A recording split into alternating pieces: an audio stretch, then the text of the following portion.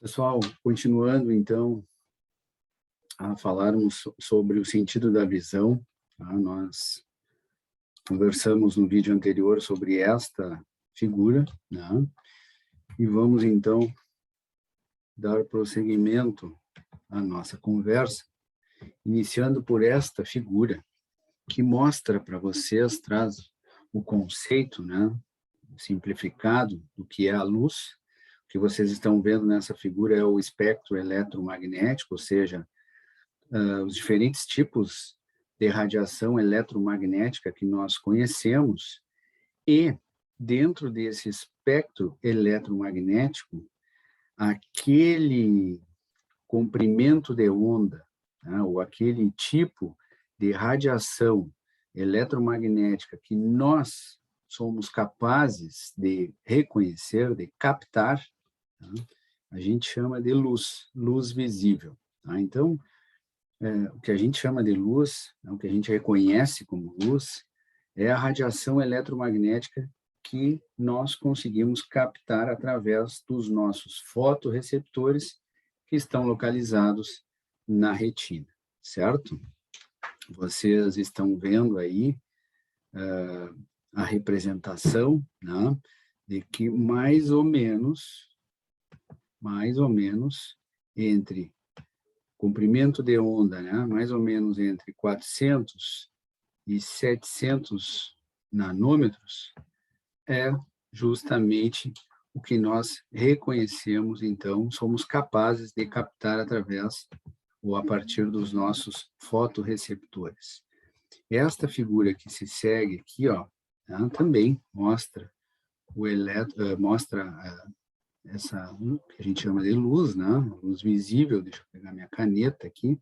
Essa figura é basicamente muito parecida com a anterior, ela simplesmente se resume, né, vou dar mais ênfase à parte visível, né, ou seja, a luz visível. Né? Aqui vocês, está meio fora de foco a figura, mas vocês conseguem ver, né? Então, um comprimento de onda, deixa eu ver aqui, acho que o anterior ver se não está melhor, né? Comprimento de onda aqui. Não, acho que nessa figura está melhor depois da gente entender, né?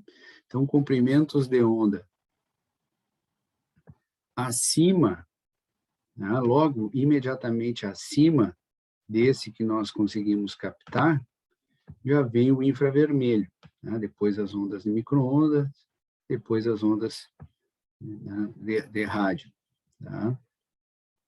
E logo abaixo já está o ultravioleta, o raio-x e os raios gama. Essas, então, acima e abaixo, né, com comprimento de onda menor ou maior dessas que a gente consegue captar, obviamente nós já não reconhecemos, o olho humano não reconhece. Tá? Então, só para nos situarmos no conceito de luz. Tá? E que nada mais é do que um tipo de radiação eletromagnética e que nós conseguimos captar através dos nossos fotorreceptores. Deixa eu passar o próximo aqui. Bom, nós já, para entendermos o sentido da visão, tá, a gente precisa aliar as duas coisas. Esse conceito do que é luz, isso é física, é biofísica, né? E também precisamos aliar o conceito ao conceito, né, de anatomia, de histologia, para que a gente consiga entender essa interação entre luz e os nossos fotorreceptores e entender como é o sentido da visão. Tá? Essa figura, ela nos mostra a anatomia do globo ocular. Tá? Deixa eu usar essa aqui, mesma figura, basicamente. Tá? O que a gente precisa primeiro lembrar é que os nossos fotorreceptores estão localizados na retina. E a retina, nesta figura, é esta camada aqui, ó, representada em amarelo. Né? Nesta parte da figura ele rebateu, né? Como se ele tivesse rebatido aqui o coroide e a e a retina, uma parte, né? Mas a gente está vendo que a retina, então, está localizada no fundo do globo ocular. É uma camada que tem, por sua vez, ela é subdividida em diferentes camadas celulares. Tá? E estas camadas, a gente vai ver daqui a pouco, estas células, né? Existem diferentes camadas celulares na retina. Essas camadas celulares, essas células que constituem essas camadas, elas vão convergindo para formar, né, o nervo óptico. É a partir do nervo óptico que estas informações chegarão ao nosso córtex visual, certo? Uma outra coisa que é interessante que a gente lembre é que a luz, né, como vocês bem estão vendo, a luz ela precisa atravessar diferentes estruturas aqui e chegar até os fotorreceptores que estão, né, como nós já sabemos, localizados lá na retina, certo? Então, a luz, ela atravessa todas essas estruturas. Aquela primeira camada, né, que a gente conhece como córnea, depois o cristalino, né? O cristalino, na verdade, ele faz um papel de lente, né? Uma lente ali, natural do nosso olho. Depois atravessa o humor vítreo, né? A pupila, o cristalino, o humor vítreo, até incidir lá na retina, certo? Deixa eu ver aqui, deixa eu ver a figura anterior se mostra com melhor, fica melhor eu ver na figura. Vou retornar aqui na figura anterior, ver se mostra algo que eu quero mostrar para vocês. Não, não mostra, então vamos voltar na figura. Bom, e o que acontece, então, quando esse estímulo luminoso, né, essa energia eletromagnética, incide sobre os nossos fotorreceptores, tá? Outras estruturas do olho, eu imagino que vocês já tenham visto em anatomia, tá? Eu não vou me deter nessas estruturas que estão demonstradas aí, eu apenas chamo a atenção de vocês, lembro vocês da onde está a retina e chamo a atenção também que a luz precisa, né, passar por várias dessas estruturas até chegar nos fotorreceptores que estão na retina. Muito bem. Ainda aqui, ó, mostra para vocês, mais uma vez, essa figura com as diferentes estruturas do olho, tá? Bom, se nós focarmos na retina, tá, nós vamos verificar, observar o que está representado nesta figura, certo? Nesta figura aí. Então, vocês podem ver, como eu disse antes, que a retina, ela é constituída por diferentes camadas celulares, tá? Então,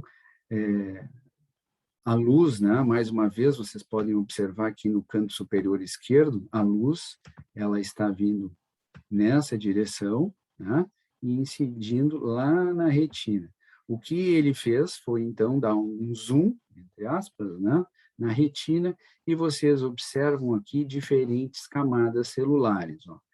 Aqui, vocês estão vendo os fotorreceptores, né, os cones e os bastonetes. Aqui vocês estão vendo um cone em verde, um cone em vermelho e um cone em azul. E os demais fotorreceptores demonstrados aqui são os bastonetes, né? Bastonetes vêm na forma de bastão mesmo, tá? E por que ele representou aqui um cone em verde, um cone em vermelho e um cone em azul? Porque nós temos 3 tipos de cones. Nós temos cones que são estimulados por ondas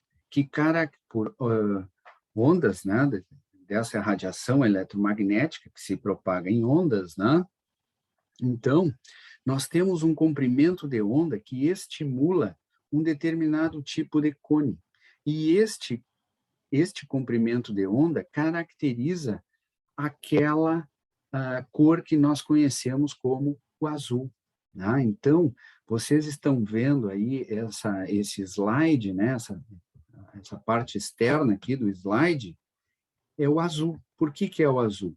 Porque a luz incide sobre a tela do computador, né? Essa luz que vocês estão, a luz que está enfim, no quarto de vocês aí, ela está incidindo sobre a tela do computador e está refletindo, está penetrando no globo ocular de vocês, está chegando lá na retina com um comprimento de onda que vai estimular um dos 3 tipos de cone, justamente o cone que nós chamamos, né, que nós dissemos que reconhece comprimento de onda que caracteriza a luz, a cor azul.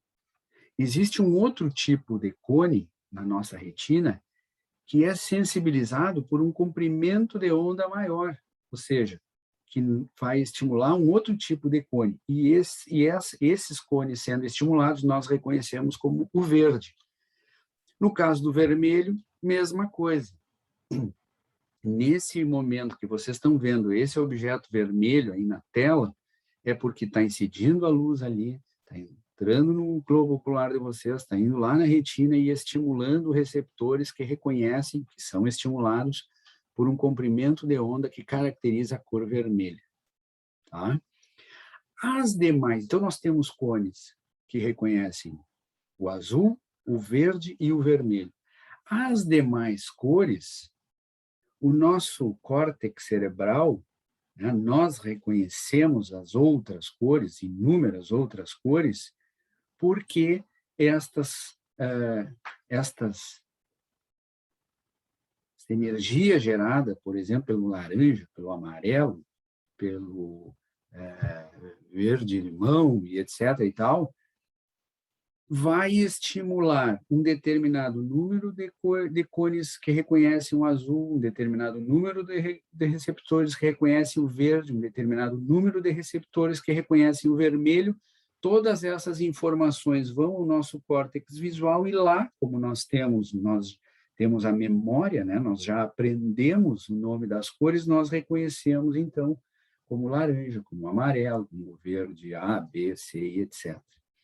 Mais ou menos, pessoal, o raciocínio que acontece lá no nosso córtex visual para reconhecer as outras demais cores é aquele exercício que a gente fazia no colégio, né, de misturar as cores primárias lá, né? A gente pegava o amarelo, misturava com o vermelho e dava o laranja, certo? A gente pegava o amarelo, misturava com o verde e dava o azul. Não me lembro exatamente se é isso, mas esse é o raciocínio. O nosso córtex visual faz isso, interpretar informações que vêm de um número X de cones azul, um número X de cones verdes, um número X de cones vermelhos, juntar essas informações, não, é laranja, é amarelo, é verde claro, é verde escuro, é azul claro, é azul escuro, e etc. E tal. Tá? Bom, ainda antes da gente voltar a falar um pouco de cones, eu chamo a atenção de vocês que em contato aqui, ó, um pouco mais ao fundo, né, digamos assim, da retina, tem uma camada de células pigmentadas, ou pigmentares, como ele chamou aí. O excesso, o que acontece é que estas células, né, a luz vai incidir sobre estas células. Estas células, elas absorvem uma determinada quantidade dessa energia eletromagnética que está chegando aqui. E uma outra quantidade é refletida sobre os cones e também sobre os bastonetes, certo? E estas células pigmentares, elas são importantes e absorvem uma determinada quantidade dessa energia que está chegando aqui, para que não haja uma superestimulação. Né? Porque em lugares extremamente luminosos, a gente acaba não conseguindo enxergar, não é verdade? Isto, de certa forma, é até um tipo, para que não haja, para evitar Então, uma superestimulação dos nossos cones e bastonetes, existem essas células pigmentares que absorvem o excesso de energia, o eletromagnético, o excesso de luz que está chegando aí. Quando a luz é muito intensa e a quantidade absorvida por essas células, apesar de ser significativa, não consegue diminuir muito essa luz que está chegando, a gente acaba tendo a visão embaralhada, porque é muito estímulo sobre as nossas células, os nossos fotorreceptores, e a gente acaba não enxergando nada. Exemplo, quando liga um canhão de luz muito forte, direto nos nossos olhos, né? Aquela sensação, quem dirige à noite sabe, né? Uma curva, assim, vem um carro com uma luz muito alta, tu acaba não enxergando nada, né? Aqueles milésimos de segundo ali, até que tu consiga ajustar a visão, ou que a pessoa diminua, baixa a luz, né? Outro motorista, tu não consegue enxergar nada, porque há um excesso de luminosidade entrando, né? A gente vinha com uma visão noturna, de pouca luz, daqui a pouco vem aquele monte de luz e tu acaba não enxergando muito bem, tá? Então, é importante chamar a atenção de vocês para essas células pigmentadas, porque a função delas é absorver o excesso de energia eletromagnética visível, ou seja, a luz que está incidindo, está chegando à nossa retina. Tá? Ainda existe aqui, que ele chama de coroide, é uma outra camada aqui no globo ocular, muito rica em vasos sanguíneos, e a esclera, né, que é aquela parte branca do olho. Tá? Bom, mas o que nos interessa mesmo é que essa luz que incide sobre os cones e os bastonetes estimula reações dentro destas células, né? Ou seja, fazem com que essas células despolarizem, né? E faz com que essas células liberem substâncias químicas aqui nestas sinapses, né? E que estas substâncias químicas, que eu estou tentando representar por esses pontinhos pretos aqui, estimulem estas células nervosas que também fazem parte da retina. Então, a retina, ela tem os cones, tem os bastonetes, ou seja, os fotorreceptores, e também tem células nervosas, certo? E a partir do momento em que os cones e bastonetes estimulam estas células nervosas que vocês estão vendo aqui, né?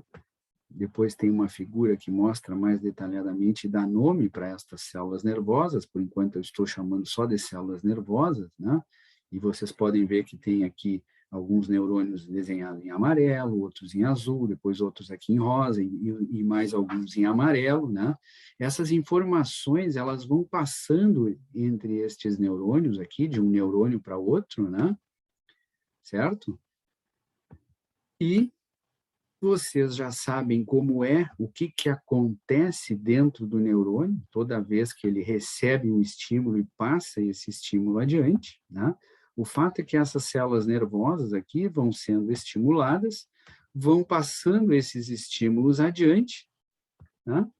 E estes neurônios que vocês estão vendo representados em amarelo aqui, ó, os axônios, eles vão convergindo para um determinado ponto, como vocês estão vendo, e formam o que a gente conhece como nervo espinhal. Tá? E estas informações, então, que surgiram ou que chegaram ali nos fotorreceptores e que foram passadas para as células nervosas, agora chegam às células nervosas que formam o nervo óptico. E se a gente observar, a próxima figura eu vou passar aqui, se a gente observar, depois eu volto aqui. Aqui, ó, só fazendo um parênteses, então. Aqui vocês têm aquelas células que eu estava mostrando para vocês anteriormente, as células da retina, tá? Vocês têm aqui as células pigmentares, né? E vocês estão vendo, então, que diferentes células, deixa eu pegar aqui. Aqui estão os nomes, né? Então, vocês têm os cones e os bastonetes aqui indicados, e depois vocês têm estas células nervosas, por exemplo, as células horizontais, as células bipolares, as células amácrinas, certo? As células ganglionares, né? São as diferentes células nervosas que constituem a retina, tá? E estas informações, então, vão chegar até... Oh, cadê a minha figura? Sumiu a minha figura. Então, vou usar uma anterior. Aqui, ó. Então, estas células nervosas da retina, né, que estão localizadas, obviamente, na retina, né, certo? Essas informações, essas células, elas vão convergindo até chegar ao nervo óptico. E do nervo óptico, então, através do nervo óptico, essas informações são levadas até o nosso córtex visual. Até o nosso córtex visual. Tá? Certo? Aqui, ó. Essa figura está mostrando para vocês o caminho, então, que esses estímulos percorrem até chegar ao córtex visual. Tá? Se vocês observarem, aqui está identificada a retina, entenda-se, os fotorreceptores e aquelas células nervosas da retina, que vão formar o nervo óptico. Ó, aqui está mostrando para vocês o nervo óptico deste globo ocular, né, o direito, certo? O nervo óptico aqui do lado esquerdo, certo? Em condições fisiológicas, né, nós captamos as imagens nos dois olhos, né? Estas imagens, então, se vocês seguirem aqui, ó, nesse olho representado como direito aqui, ó, se vocês observarem algumas fibras nervosas que estão mostradas em vermelho, ó, elas seguem pelo lado direito, né, até chegar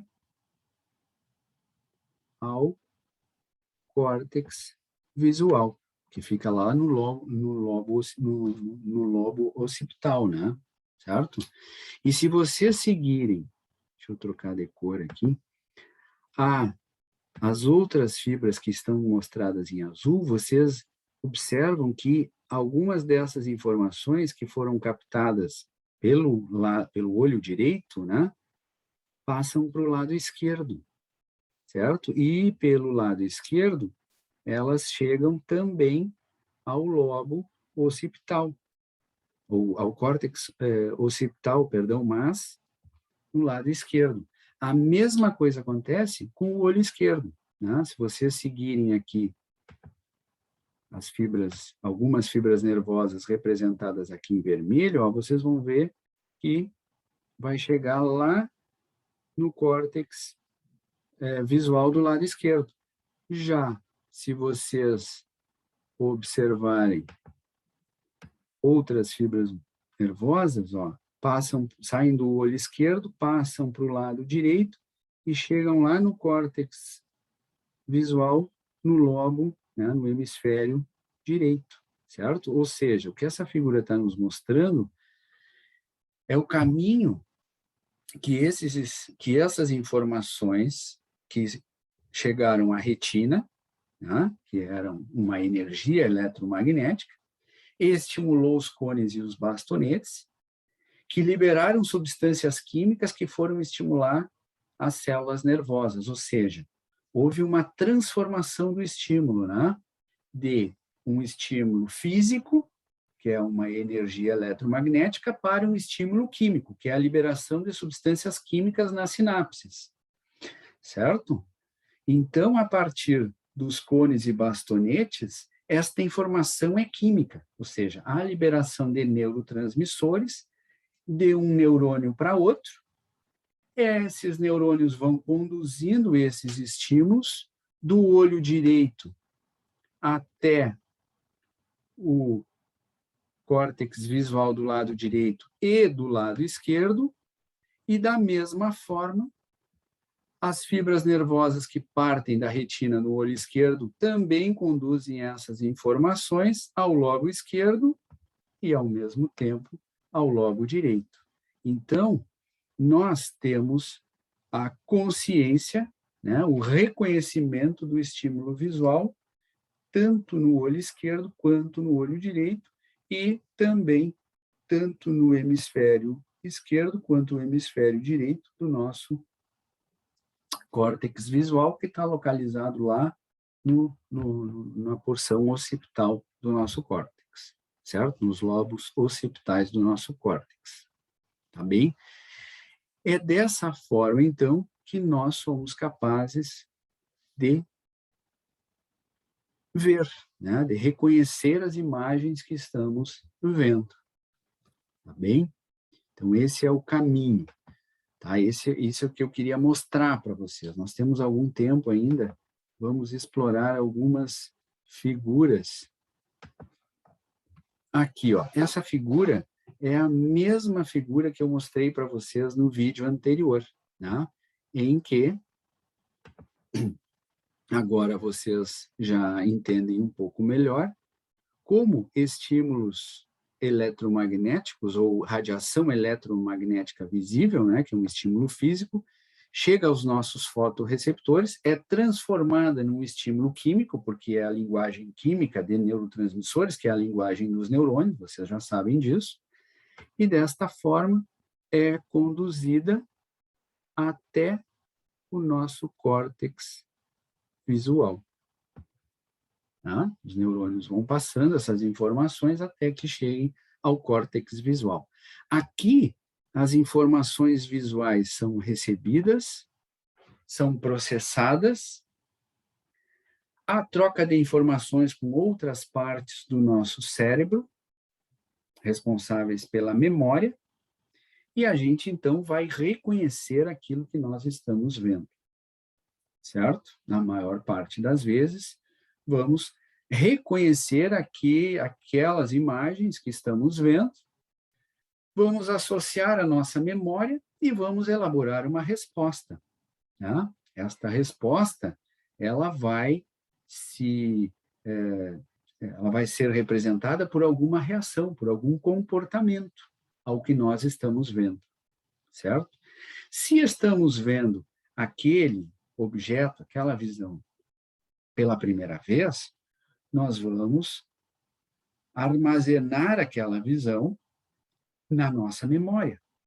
E a partir do segundo contato com aquela mesma imagem, aí nós seremos capazes de reconhecer, então. É o que acontece, por exemplo, quando a gente vê uma pessoa pela primeira vez, né? Nós nunca vimos aquela pessoa.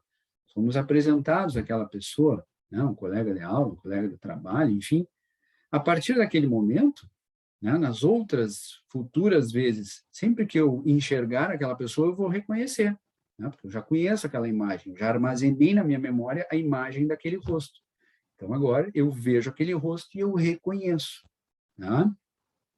E toda vez que eu enxergar aquele rosto, eu terei uma reação. Né? Vou cumprimentar, vou me dirigir, né, para aquela pessoa que eu estou enxergando, etc. Tá bem? Isso acontece sempre conosco. Bom, uma outra coisa que é importante também é que esses estímulos visuais, né, a partir do momento que eles chegam ao córtex e são reconhecidos pelo nosso córtex, eles são enviados, né, porque vocês têm que imaginar que o nosso cérebro, ele é todo, né, nós dividimos ele, para melhor entendimento, em regiões, né, nosso córtex, em regiões. Mas vocês têm que imaginar que a troca de informações entre essas regiões, entre essas porções do córtex e com outras porções do cérebro também, é constante, tá? É constante. Então, deixa eu passar uma figura aqui. Por exemplo, né, estas informações que chegam ao nosso córtex visual, certo? E até mesmo informações que partem dos fotorreceptores chegam, por exemplo, a uma outra parte do cérebro, que é o hipotálamo. Tá? Aqui, o nosso hipotálamo é uma porção do cérebro, na base do cérebro, né, próximo do terceiro ventrículo. O nosso hipotálamo, ele é todo subdividido em centros hipotalâmicos, ou núcleos hipotalâmicos, que são conjuntos de neurônios com uma mesma função, tá? Então, aqui no hipotálamo tem um conjunto de neurônios, por exemplo, responsável pelo apetite, outro que é responsável pela fome, outro é responsável pela saciedade, outro é responsável pela sede, outro é responsável pela manutenção da temperatura corporal. Existem neurônios hipotalâmicos que produzem neurohormônios. Esses neurohormônios caem na corrente sanguínea e vão agir sobre uma glândulazinha que está logo abaixo do hipotálamo aqui, que é a hipófise. Aqui ele identificou como pituitária, né? Mas é a hipófise, certo? Bom, e no hipotálamo, já que eu estou falando, já que eu citei o centro da fome ou da saciedade, né? A partir do momento que nós ingerimos o alimento, estamos saciados, ou seja, estamos satisfeitos, não estamos mais com fome, às vezes até a visão daquele alimento já não me apetece. Há meia hora atrás, ou uma hora atrás, quando eu vi o alimento, ele me apeteceu. Significa que aqueles estímulos visuais, além de serem enviados para o córtex visual, também foram enviados para o hipotálamo, e aquilo, então, me aguçou a fome junto com estímulos olfativos, né, o cheiro da comida, né, aquilo me deu fome, tá? Certo? Agora que eu já terminei a refeição, eu estou saciado. Então, agora a fome, o cheiro da comida já não me apetece. O gosto também já não me apetece. Eu parei de comer, eu estou satisfeito. A visão do alimento, que há uma hora atrás me despertou fome, agora não. Eu já estou saciado, entendem? Então, estas trocas de informações entre receptores, o envio de informações dos receptores para o hipotálamo, a vinda de informações para o hipotálamo, lá do córtex visual, elas todas são consideradas juntas, para que eu tome uma atitude, para que eu tenha uma resposta àqueles estímulos visuais, certo? Um outro local em que estas informações dos fotorreceptores são conduzidas e também informações que vêm lá do córtex visual é para a glândula pineal. É uma glândulazinha localizada aqui mais posterior no nosso cérebro, né? Glândula pineal ou epífise, né? Mais conhecida hoje como pineal. Ela é responsável, muito importante, ela produz algumas substâncias, especialmente a melatonina, que é um hormônio, né? Que está envolvido no nosso ciclo circadiano, ou seja, o reconhecimento da noite e do dia, certo? À noite, baixíssima luminosidade, né? O dia, alta luminosidade. Então, nós reconhecemos isso, né? E graças a estímulos que partem dos fotorreceptores e chegam na glândula pineal. À noite, a gente produz mais melatonina e a gente vai ter um certo comportamento. Durante o dia, a gente produz menos melatonina e vai ter um outro tipo de comportamento, certo? Então, vejam que esses estímulos visuais, eles são fundamentais para nós, para diferentes funções do nosso organismo. Tá? Eles não se restringem apenas ao reconhecimento das imagens, tá? Mas também a outras funções, a outros mecanismos do nosso corpo. Tá? Por último, pessoal, a gente já está extrapolando o tempo, mas eu quero mostrar para vocês também aqui, ó, deixa eu só apagar para não ficar. Aqui vocês estão vendo exemplos de 3 alterações bem comuns, né? Nesta capacidade que nós temos de reconhecer os estímulos visuais, né? Vejam que no caso da miopia, que está representada aqui bem acima, né? Esta imagem, normalmente alguma alteração de córnea, de cristalino, ou até no comprimento do olho, tá? Do globo ocular, a imagem ela não se forma exatamente sobre a retina, naquele ponto em que deveria se formar, ou seja, estes raios luminosos não chegam exatamente onde deveriam chegar, que é nos fotorreceptores, né? Então, essa imagem, ela acaba se formando num ponto anterior ao que deveria. Isto prejudica a visão, né? E faz com que a pessoa tenha uma maior dificuldade em enxergar objetos que estão à distância. Isso caracteriza a miopia. A hipermetropia é o inverso. A imagem, ela se forma, ela incide, né, após passar pelo cristalino, posterior, um pouco atrás do que deveria se formar. Né? Ainda tem o astigmatismo. Né? O astigmatismo, normalmente, é uma córnea astigmática, que o pessoal denomina, que é uma córnea um tanto quanto irregular. E é claro que isso interfere na incidência da luz. E a pessoa que tem astigmatismo, né, normalmente ela relata uma imagem um pouco, não muito clara dos objetos, né? É uma imagem um tanto quanto distorcida. Se algum de vocês que está vendo esse vídeo tem alguma dessas alterações, vai entender o que eu estou dizendo, né? Até de forma mais clara. E é claro que essas alterações, todos sabem, elas podem ser revertidas com uso de lente, de óculos, até mesmo com cirurgia em alguns casos, tá?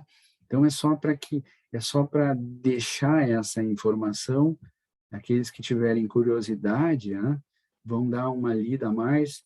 Essa última figura que eu vou mostrar representa mais ou menos a visão de um indivíduo míope, que está representado bem à esquerda, um indivíduo com hipermetropia e bem à direita um indivíduo com astigmatismo, tá, pessoal? Então, esse é o nosso sentido da visão, tá? Após assistirem esse vídeo, me mandem no WhatsApp ali, por favor, pode ser no grupo, pode ser no privado, se preferirem, algum outro sentido daqueles que eu citei lá no início do vídeo anterior, que vocês tenham mais interesse, que vocês acham que vai ser interessante para que vocês possam futuramente trabalhar com os alunos de vocês, e me mandem ali, que eu faço um vídeo mais, um outro vídeo também detalhando um pouco mais alguns daqueles sentidos, um daqueles sentidos lá que vocês acham que vai ser útil para vocês, tá? Caso vocês não me enviem, acho que não seja interessante, não tem problema nenhum, eu passo para o próximo assunto, tá bem?